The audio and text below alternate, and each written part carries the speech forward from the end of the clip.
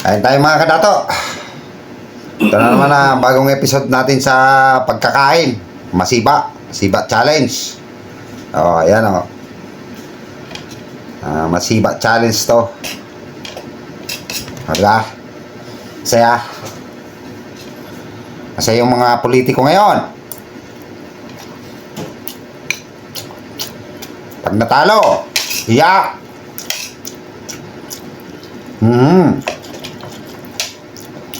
Mga artista na naman, oh, may mga kandidato.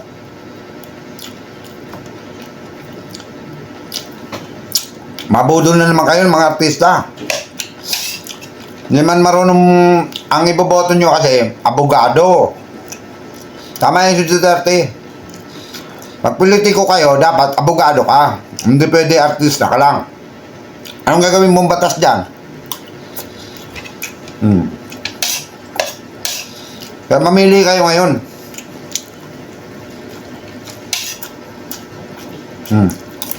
Diba? Be wise.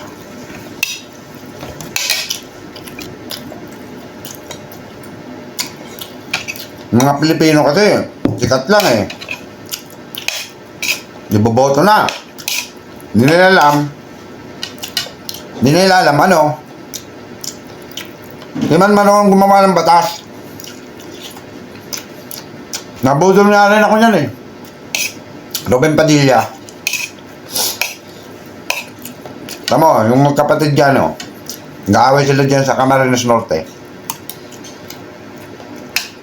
Nagagawa nila yung posisyon.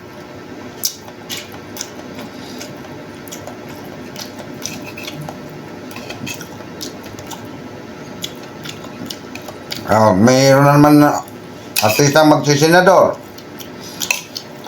Si Philip Salvador. Willie Rebillame. Anong gagawing batas niyan? Kasi sikat lang yan.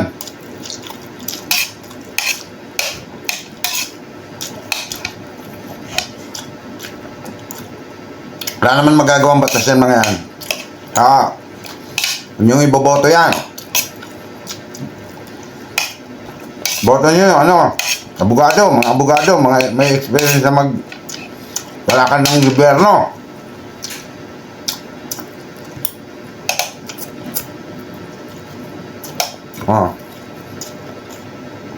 Itong kawali.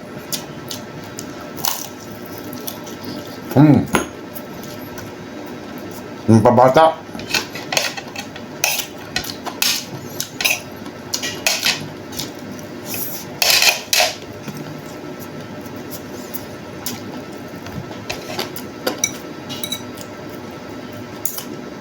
Pambabata rin. Ayoko. Kung artista, iboboto nyo na. Bago magsisisi kayo sa gobyerno pag nandiyan na. Naloko talaga mga Pilipino. Tama lang yung iboto nyo 2 senador, 3 senador, basta qualified.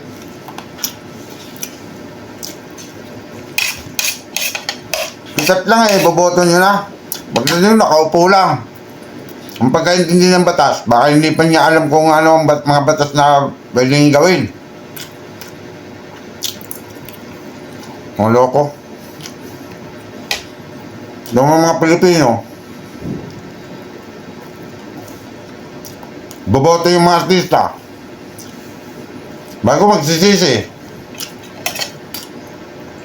Pag nakapwesto na, ba't ayaw mo na yung Pilipinas? Dahil binoto mo yung bobo.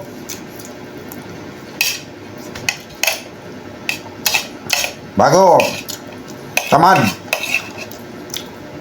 May kakilala nga akong mga pamilyang tamad. Ni isang dakot na lupa, wala, bago ang iyabang pa. Parang ano na, ang politiko. Diba?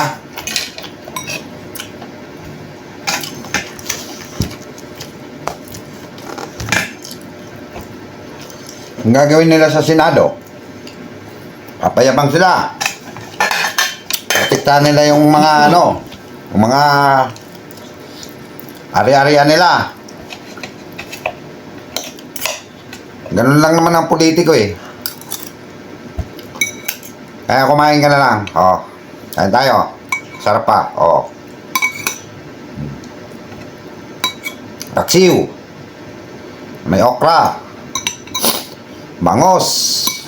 Yan, bangos. Oh. Hindi ko naman sinasabing magaling ako sa analyze. Eh, pagdating nung araw nga, ng 1986 eh, kami nakapaglaban sa Mindiola eh. Masenso, lalong gumanon yung Pilipinas. Dahil binenta yung mga ari-arian ng gobyerno. Paluloko pa rin kayo? Dito, hindi ka lulukoy, no? Sarap, Multo. Yan ang tunay.